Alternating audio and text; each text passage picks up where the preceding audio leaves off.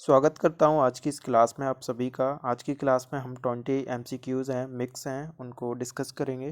पहला क्वेश्चन है हमारा, चूज़ द करेक्ट सेंटेंस। इसमें से आपको एक करेक्ट सेंटेंस है वो चूज़ करना है और इस सेंटेंस इस पे बेस्ड है। पहले ऑप्शन में he don't like coffee, B option में he doesn't likes coffee, C option है ही डजंट लाइक कॉफ़ी, या फिर डी ऑप्शन है ही डोंट लाइक्स कॉफ़ी। तो सिंगुलर सब्जेक्ट है, सिंगुलर हेल्पिंग वर्ब का यूज करेंगे। अगर नेगेटिव है तो हम सिंगुलर के लिए डज नॉट का यूज करते हैं और उसके बाद मैन वर्ब की फर्स्ट फॉर्म का यूज करेंगे। ठीक है, तो he does not like coffee, option number C हमारा इसके लिए करेक्ट हो जाएगा। ठीक है, आगे देखते हैं। नेक्स्ट हमारा है सिलेक्ट द करेक्ट आर्टिकल। ये आर्टिकल पे बेस्ड है। See what a umbrella, see what an umbrella, see what the umbrella, या फिर कोई भी आर्टिकल नहीं आएगा।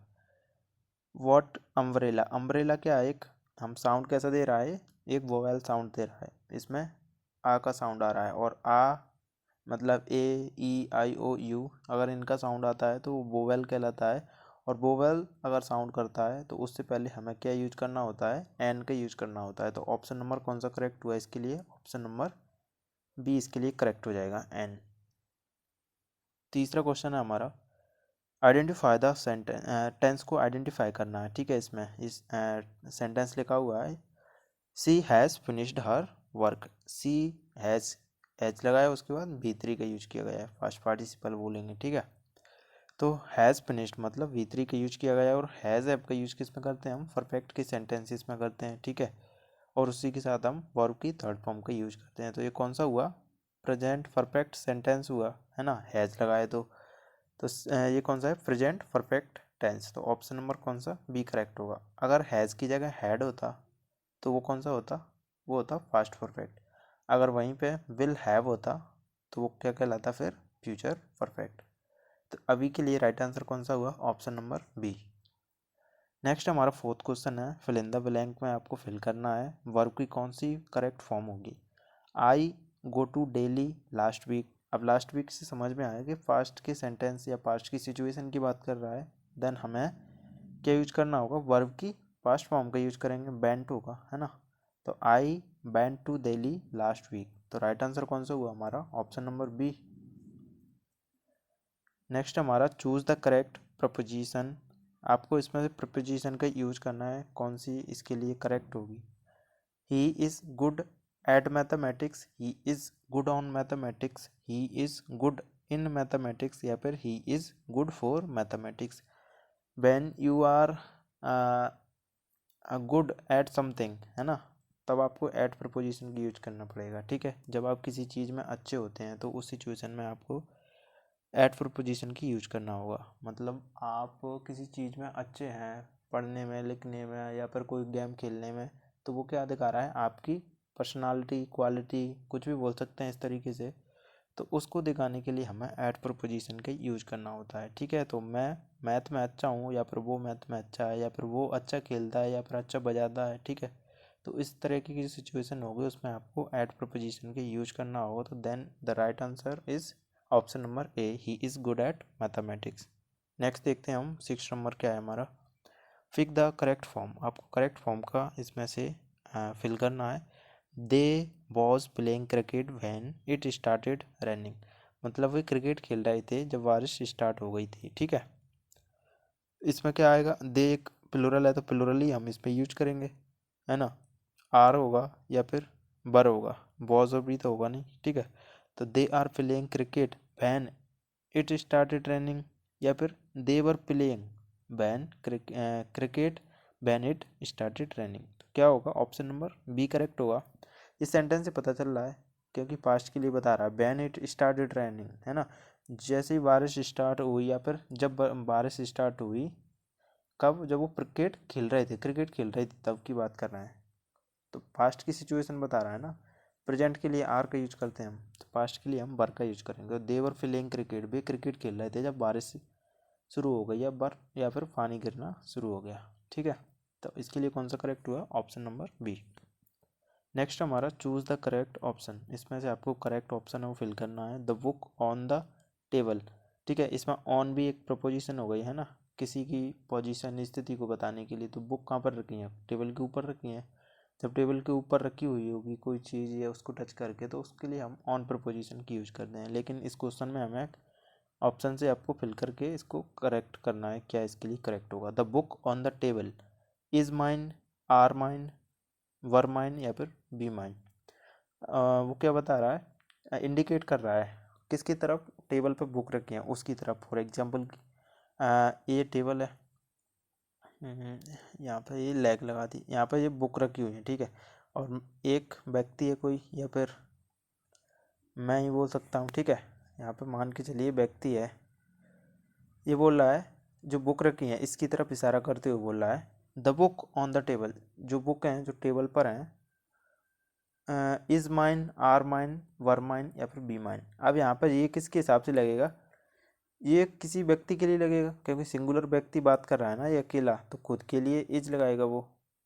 The book on the table is mine, is किसके लिए, सॉरी बुक के लिए होगी ना, एक बुक है तो इसमें आपको इज का यूज करना पड़ेगा, क्योंकि ओनली किसकी बुक की बात कर रहा है, एक बुक की। अगर बुक्स बोलता तो the books on the table are mines होता फिर वो, ठीक है, आर माइंड, जब बहुत सारी बुक्स की बात करता है। यहाँ पर सिंगुलर ओनली वन बुक की बात की जा रही है, तब हमें किसका यूज करना पड़ेगा, इज का यूज करना पड़ेगा। तो इज, ठीक है, इज तो आपने इसमें फिल कर दिया। अभी माइन क्या है, यहाँ पर माइन एक ऑब्जेक्टिव केस होता है माय का, ठीक है। ऐसे मैं बोलूँगा मेरी है, क्योंकि माइन के बाद मैंने कोई ऑब्जेक्ट नहीं लगाया है, ठीक है। माय बुक ऐसे होता तो ये सीधा सीधा बनता। जब आपको इधर कोई भी नाउन नहीं लगाना है माय के बाद, तो आप माय का माइन कर दो, इधर ही ऑब्जेक्टिव केस बन जाएगा उसी का, है ना। तो इसको बोलते हैं हम ऑब्जेक्टिव केस। तो इसमें क्या हुआ, the books on the table is mine, ठीक है, ऐसे बोल सकते हैं। और एक और एग्जांपल से बताता हूँ मैं इसी में। आप किसी से इस तरीके से बोल सकते हैं दिस इज़ योर्स, है ना। योर बुक की जगह आप क्या बोलेंगे, या फिर पेन की, पेन को इंडिकेट करके आप इस तरीके से बोल सकते हैं। कोई पेन रखी हुई है और आपके पास में कोई व्यक्ति खड़ा है, आप उससे बोल रहे हैं। अगर वो पेन कहीं दूर रहे तो उससे आप बोलेंगे दिस इज़ योर्स, या फिर आपके पास उसकी पेन उसकी खो गई है, आपको मिली है, तो आप उसको बोल रहे हैं उसकी तरफ दिखा करके कि दिस इज़ योर्स। आपने ये नहीं बोला this is your pen. Question पूछते हैं ना हम किसी से, क्या ये आपकी फ़ैन है, तो आप केवल ए बोल रहे हैं दिस इज़ योर्स, क्या ये तुम्हारी है ना। तो इस तरीके से इसका ऑब्जेक्टिव केस बन जाता है, जो भी हमारा जो होगा सब्जेक्ट, ठीक है। तो उसके बाद हम नाउन नहीं लगाते हैं, क्योंकि दिस इज़ योर पेन इस तरीके से बोलेंगे तो उसमें आपने योर के बाद पेन लगाया। लेकिन हम पेन या फिर नाउन या ऑब्जेक्ट किसी भी चीज़ को नहीं लगा करके हमने क्या बोला, दिस इज़ योर्स, क्या ये तुम्हारा है या फिर तुम्हारी है ना। दिस इज़ माइन है, मेरी है ना। इस तरीके से आप इन वर्ड्स का यूज़ करेंगे। नेक्स्ट देखते हैं आगे। आइडेंटिफाई द पैसिव वॉइस, आपको पैसिव वॉइस को आइडेंटिफाई करना है। She wrote the letter, the letter was written by her, या फिर she is writing a letter, या फिर she writes a letter, she writes letter. तो कौन सा करेक्ट होगा। पैसिव वॉइस में क्या होता है, जो भी काम किया जा रहा है उसको हम फर्स्ट प्रायोरिटी देते हैं, मतलब कि उसको हम यहाँ पर सब्जेक्ट बना देंगे। तो यहाँ पर काम क्या किया जा रहा है, लेटर लिखने का काम किया जा रहा है, तब हमने द लेटर को आगे लिया, है ना। द लेटर अब किसी के द्वारा लिखा जा रहा है ना, या फिर किसी ने लिखा है वो, तो the letter was written by her, इसमें वॉज लगा दिया, मतलब वो लेटर लिखा गया है ना, पास्ट की सिचुएशन है, इसलिए हमने वॉज का यूज किया है। और रिटर्न हम इसमें V3 का यूज करेंगे।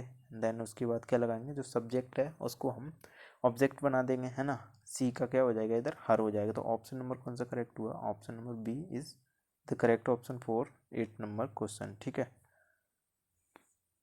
नेक्स्ट देखते हैं हम आगे। फिल इन द ब्लैंक हमारा, neither of the boys are present, were present, is present, या फिर बी प्रेजेंट। कौन सा करेक्ट होगा, ऑप्शन नंबर इज करेक्ट हो जाएगा। अब आपको इसमें इज किसके लिए लगाना है, आपको सब्जेक्ट देखना है इसमें। नीदर ऑफ द बॉयज़, ये नहीं देखना है कि बॉयज़ अगर प्लूरल है तो आपको प्लूरल लगाना है, नहीं, आपको सब्जेक्ट देखना है। नीदर एक सिंगुलर सब्जेक्ट की तरह कंसीडर किया जाता है, तब इसके लिए हम इज का यूज करेंगे। तो neither of the boys is present, कोई भी बॉय प्रेजेंट नहीं है ना, इस तरीके से बोलेंगे। 10th नंबर क्वेश्चन है हमारा, चूज द करेक्ट कंजंक्शन। आपको एक करेक्ट कंजंक्शन है, कंजंक्शन का मीनिंग होता है कनेक्टर, दो सेंटेंसेस को जोड़ने के लिए, दो वर्ड्स को जोड़ने के लिए हम इन बिटवीन हम यूज़ करते हैं एज अ कंजंक्शन, उस वर्ड्स को हम कंजंक्शन या फिर कनेक्टर बोलते हैं, ठीक है। तो आई स्टेड होम, मैं घर पर ही रहा या फिर ठहरा, ठीक है। I stayed home and it was raining, I stayed home but it was raining, या फिर I stayed home because it was raining, या फिर आई स्टेड होम ऑल दो इट वॉज रेनिंग। 10 नंबर में क्या दिखा रहा है, एक सिचुएशन को दिखा रहा है, किसी रीजन को दिखा रहा है ना। मैं घर पर ही क्यों रुका, क्योंकि इट वॉज रेनिंग मतलब बारिश हो रही थी, तो इस कारण से मैं घर पर रहा। तो एक रीजन जैसी सिचुएशन को दिखाने के लिए है ना, किसी कॉज को दिखाने के लिए आप इसमें बिकॉज का यूज करेंगे, ठीक है। ये रीजन के लिए हमने बिकॉज का यूज किया है ना। तो इसके लिए 10 नंबर का सी हो जाएगा। मैं घर पर रहा क्योंकि बाहर बारिश हो रही थी या फिर पानी गिर रहा था, that's why I decided to stay at home, ठीक है। तो इसके लिए कौन सा ऑप्शन नंबर सी करेक्ट होगा, I stayed home because it was raining. Next देखते हैं 11 नंबर का क्वेश्चन है, find the correct indirect speech. इसमें से करेक्ट इनडायरेक्ट स्पीच है उसको आपको बताना है। He sad I am tired, अच्छा एक सेंटेंस है। अब इसका हमें इनडायरेक्ट स्पीच कैसे बनाएंगे, ठीक है। ये जो वर्ड्स हैं एज इट इज़ किसी व्यक्ति के द्वारा कहे हुए वर्ड्स हैं, है ना। उसने कैसा बोला था कि आई एम टायर्ड, मैं थका हुआ हूँ, है ना। अब इसको मैं बोलूँगा अपने शब्दों में, तो इसको कैसे बोलूँगा, ही सैड दैट, ठीक है। मैं दैट यहाँ पे एज ए कनेक्टर के रूप में यूज कर रहा हूँ, ठीक है। तो क्या है, he sad he is tired. देखो इसमें क्या है कि वो पास्ट की सिचुएशन की बता रहा है ना, ही सैड उसने कहा, लेकिन मैं भी तो इसको पास्ट में बनाऊंगा ना, उसने कैसा कहा, तो इसमें इज तो आएगा नहीं, तो ये तो वेल करेक्ट नहीं होगा, ठीक है।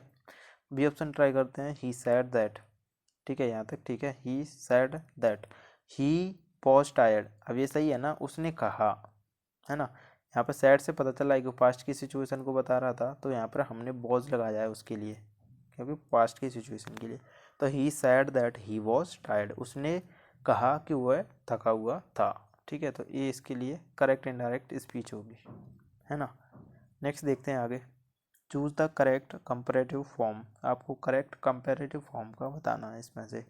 कंपैरेटिव फॉर्म क्या होता है, जब दो चीज़ों के बीच में कंपैरिजन किया जाता है, तुलना की जाती है, ठीक है, आपस में, तो उनके बीच में हम एक वर्ब की फॉर्म का यूज करते हैं, इसे हम बोलते हैं कंपैरेटिव फॉर्म। तो आपने डिग्रीज को पढ़ा होगा, जिसमें आप positive degree, comparative degree and superlative degree को पढ़ते हैं।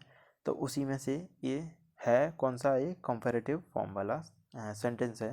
तो this room is big then that one, मतलब यह रूम है उस रूम से बड़ा है। अब बिग तो ठीक है, लेकिन इसमें बिग की जो कंपैरेटिव फॉर्म है वो कौन सी होगी, तो आप इसमें लगाएंगे बिगर, ठीक है। ऑप्शन नंबर कौन सा, बी। जो कंपैरेटिव फॉर्म होगी ज़्यादातर आपको देखने को मिलेगा, उसमें लास्ट में ई आर लगा होगा, मोस्टली कंडीशन में बता रहा हूँ। ये वेरी भी कर सकता है, ठीक है, सिचुएशन पे, और अलग अलग फॉर्म्स के ऊपर भी कुछ कुछ ऐसी होंगी जिनमें इस तरीके से ना नहीं, ठीक है। तो मोस्टली होने के चांसेस रहते हैं, तो इसमें ई आर है, और जब वो सुपरलेटिव पढ़ते हैं तो उसमें ई एस टी या फिर एस टी लगा होता है, तो वो सुपरलेटिव के लिए होता है, ठीक है। तो इसके लिए कौन सा करेक्ट हुआ, this room is bigger than that one, तो यह रूम है उस रूम से बड़ा है, तो इसके लिए ऑप्शन नंबर कौन सा, बी करेक्ट होगा, ठीक है। आगे देखते हैं हम, अगला हमारा कौन सा है, 30 नंबर क्वेश्चन है, पिक द करेक्ट स्पेलिंग। आपको करेक्ट स्पेलिंग बताना है अकोमोडेशन, और का मतलब होता है किसी कुछ ऐसी व्यवस्था या फिर आवास टाइप का हम समझ सकते हैं, ठीक है। तो इसके लिए कौन सा करेक्ट होगा, 30 नंबर का। अच्छा इसको मैं ऐसा करता हूँ, आप इसका आंसर कमेंट में कमेंट करिएगा, क्या इसके लिए करेक्ट स्पेलिंग होगी, ठीक है। आपको इस तरीके से लिखना है कि 30 नंबर क्वेश्चन का कौन सा ऑप्शन सही है, इसमें आपको स्पेलिंग भी लिखना है उसका, ठीक है। नेक्स्ट देखते हैं हम 14 क्या है हमारा, फिल इन द ब्लैंक है, सी इज़ मैरिड वाई डॉक्टर और एट अ डॉक्टर। तो 14 नंबर का क्वेश्चन है, उसमें आपको विद नहीं लगाना, ये इनकरेक्ट हो जाएगा, बल्कि करेक्ट क्या होगा इसके लिए, टू इसके लिए करेक्ट होगा। She is married to a doctor, वो किसी डॉक्टर के साथ शादी हुई है या फिर मैरिड है। Choose the correct synonym of happy. Happy का आपको करेक्ट सिनोनिम बताना। सिनोनिम मतलब होता है समान वर्ड, इसी के समरूप हो, है ना, इसी के समान हो। तो हैप्पी का उल्टा तो सैड होता है। टायर्ड यानी थका, एंग्री यानी गुस्सा, जॉयफुल यानी खुशमिजाज, इंजॉय वाला जो है, ठीक है, मौज मस्ती वाला। तो इसके लिए जॉयफुल वर्ड करेक्ट होगा जो इसकी कैटेगरी का है, ठीक है। नेक्स्ट देखते हैं हम, choose the correct conditional sentence. Conditional sentence मैंने ऑलरेडी पहले भी पढ़ा दिए हैं, ठीक है, तो मैं इसका बताता हूँ आपको कौन सा करेक्ट कंडीशनल सेंटेंस होगा। If it rains B will stay at home, if it will rain B stay home, या फिर if it rain B will stay home, या फिर if it is raining, if it raining B will stay home. तो इसमें तो ये कि correct लग रहा है ऑप्शन नंबर ए। ये कौन सा है, जो कि फर्स्ट कंडीशनल, फर्स्ट कंडीशनल नहीं, इसको सेकंड कंडीशनल बोलेंगे, ठीक है। इसमें क्या होता है, if it rains we will stay at home. I think ये फर्स्ट है, सेकंड है, सॉरी, इसको सेकंड कंडीशनल नहीं बोलेंगे, फर्स्ट बोलेंगे, क्योंकि जीरो होता है, फर्स्ट होता है, सेकंड होता है, थर्ड होता है, क्योंकि चार होते हैं इसमें। तो जो जीरो कंडीशनल है उसमें क्या होगा, जो first if it rains B stays home, क्योंकि इसमें क्या होता है कि जो दोनों ही सेंटेंस होंगे, दोनों क्लोज होंगे, फर्स्ट क्लोज सेकंड क्लोज, वो दोनों सिंपल प्रेजेंट के होंगे। और जो फर्स्ट कंडीशनल होगा उसमें पहला जो क्लोज है वो तो सिंपल प्रेजेंट का हुआ, लेकिन दूसरा है वो सिंपल फ्यूचर का होगा, जिसमें विल के यूज हम करते हैं। तो ये कौन सा हुआ, फर्स्ट कंडीशनल हुआ, सॉरी। और सेकंड कंडीशनल में क्या होता है, फर्स्ट वाला हमारा होगा, उसमें क्या बोलते हैं, जो हाइपोथेटिकल सिचुएशन हम बोल सकते हैं। Hypothetical situation in the sense कि जिसमें आप केवल इमेजिन करते हो चीज़ों को, बल्कि वो रियल लाइफ में होती नहीं है, लेकिन आप ऐसा उनको अज्यूम करके चलते हैं, तो उसको हम सेकंड कंडीशनल बोलते हैं। उसमें क्या होता है, पहला जो सेंटेंस होगा वो फास्ट सिंपल का होगा, ठीक है, ओ की अनरियल सिचुएशन के लिए, है ना। और जो सेकंड होगा वो वुड के साथ बनता है, ठीक है, उसके बाद वुड लगाते हैं, उसके बाद वर्ब और ऑब्जेक्ट जो कुछ भी होगा। और थर्ड में क्या होता है, ये भी एक हाइपोथेटिकली सिचुएशन है, ठीक है, लेकिन ये किसके लिए होती है, जो पास्ट में ऑलरेडी हो चुकी है ना, ऐसी सिचुएशन के लिए यूज़ करते हैं हम। और ये किसके लिए होता है, इसमें हम फ्यूचर और वर्तमान की बात करते हैं, लेकिन इसमें जो पास्ट में ऑलरेडी हो चुकी है उसका पछतावा आपको होता है, तो उससे उस तरीके की सिचुएशंस होती हैं, उनके लिए आपको थर्ड कंडीशनल का यूज़ करना होता है। और इनको आपको डिटेल से पढ़ना है तो आप प्ले लिस्ट में जाके देख सकते हैं, इसकी वीडियो ऑलरेडी अपलोडेड है, ठीक है। आगे देखते हैं, इसके लिए तो ये हुआ कौन सा है, ये हमारा फर्स्ट कंडीशनल है। फिल इन द ब्लैंक है हमारा, he has lived here for 2010, since 2010, या फिर फ्रॉम 2010, या फिर बाय 2010। तो ये एक लंबे अवधि से, एक लंबे समय से कहीं पे आप रुके हुए हैं, रह रहे हैं, या फिर कुछ कंटिन्यूसली चल रहा है, तो उसके लिए हम सिंस का यूज करते हैं फॉर द टाइम पीरियड, है ना। तो इसके लिए आप क्या करेंगे, ये टाइम पीरियड ऑफ टाइम के लिए इसका यूज करते हैं, ठीक है। और इसका यूज करते हैं हम पॉइंट ऑफ टाइम के लिए यूज करते हैं, ठीक है, किसी एक पॉइंट से लेकर अभी तक के लिए आप कुछ भी कर रहे हैं, रह रहे हैं, ठीक है। तो इसमें क्या है, एक सिचुएशन है कि 2010 से वो वहाँ पर रह रहा है, या फिर मैं यहाँ पर रह रहा हूँ, इस तरीके की सिचुएशन के लिए हमने सिंस का यूज करना है। Identify the adverb. एडवर्ब का मतलब होता है जो वर्ब की विशेषता बताए, मतलब और अच्छे से स्पेसिफाई करे किसी वर्ब को, है ना। तो उसके लिए हम एडवर्ब का यूज करते हैं, इसको समझते हैं। सी सिंग्स ब्यूटिफुली। अब इसमें सी एक क्या हुआ, सी इसमें सब्जेक्ट हुआ, सी क्या है यहाँ पर, सब्जेक्ट है। सिंग्स क्या है, ये वर्ब है। यहाँ तक हम ख़त्म कर सकते हैं सेंटेंस को। सी सिंग्स मतलब हुआ गाती है, लेकिन गाती कैसी है, ब्यूटीफुली, यानी अच्छे सुंदर तरीके से गाती है। तो ये ब्यूटीफुली क्या करती है, सिंगिंग करती है, तो सिंगिंग एक वर्ब हुई, सिंग्स। अब इसी की विशेषता बताने के लिए, इसको और स्पेसिफाई करने के लिए, डिस्क्राइब करने के लिए हमने एडवर्ब का यूज किया, ब्यूटीफुली। तो इसमें एडवर्ब कौन सा हुआ हमारा, ब्यूटीफुली हुआ ना, ऑप्शन नंबर सी, ठीक है। और एडवर्ब की पहचान मैंने आपको पहले ही बताया, अभी बताता हूँ कि जिसमें एल वाई पीछे लगा होगा वो मोस्टली कंडीशन में एडवर्ब होगा, है ना। तो देखते हैं आगे। 19 है, choose the correct pronoun. Pronoun आपको करेक्ट बताना है। नाउन की जगह पे हम उसको किसी और नाम से बोलते हैं, तो उसको हम बोल सकते हैं प्रोनाउन, है ना। Everyone must do his best, their best, या फिर आवर बेस्ट और हर बेस्ट। हर केवल लड़की के लिए होगा, जो सी के लिए हम यूज कर सकते हैं। आवर किसके लिए यूज कर सकते हैं हम, बी के लिए कर सकते हैं, ठीक है। देयर यानी उनके लिए यूज कर सकते हैं, दे का देयर हो सकता है। हिज उसके लिए किसी एक पर्सन, एक व्यक्ति के लिए हम यूज करेंगे, ठीक है। तो एवरीवन क्या है, एवरीवन एक बहुत सा ग्रुप का बोल सकते हैं, ठीक है, कई सारे लोग होंगे उसमें। तो इसके लिए कौन सा करेक्ट होगा, एवरीवन एक सिंगुलर की तरह ट्रीट किया जाएगा, है ना। एवरीवन में क्या है, हर एक पर्टिकुलर व्यक्ति की बात की जा रही है। तो इसके लिए आपको क्या करना पड़ेगा, हिज का यूज करना पड़ेगा, क्योंकि एवरीवन में ही मतलब एक किसी पर्सनल एक व्यक्तिगत व्यक्ति की बात की जा रही है ना। तो everyone must do his best, हर किसी को अपना बेस्ट करना है या देना है, ठीक है। तो इसलिए राइट आंसर कौन सा होगा हमारा, ऑप्शन नंबर ए करेक्ट होगा। Choose the correct option, this is the boy, यह बॉय है। विच वॉन द रेस, अब ये क्या है, एक रिलेटिव प्रोनाउन की तरह हम इसमें से यूज करेंगे। रिलेटिव प्रोनाउन किसके लिए यूज करेंगे, बॉय के लिए करेंगे। तो दिस इज द बॉय, यह वो लड़का है जो रेस में जीता। तो जो यहाँ पर यूज करेंगे वो हु करेंगे, ठीक है।